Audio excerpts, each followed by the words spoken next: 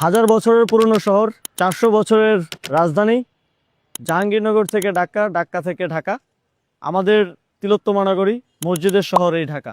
ঢাকা দক্ষিণের অলিগলিতে দাঁড়িয়ে আছে অনেক ঐতিহাসিক স্থাপনা। এই স্থাপনাগুলি মোগল, নবাবী এবং ঔপনিবেশিক শাসন আমলের সংস্কৃতি, ঐতিহ্য এবং স্থাপত্যশৈলীর নিদর্শন বহন করে। যানজট, বায়ু দূষণ, জলাবদ্ধতা, অপরিকল্পিত নগরায়ন, অপর্যাপ্ত বর্জ্য ব্যবস্থাপনা, অপর্যাপ্ত স্বাস্থ্য সেবা সহ এমন কোনো সমস্যা নেই যা এই ঢাকাবাসীকে পোহাতে হচ্ছে না।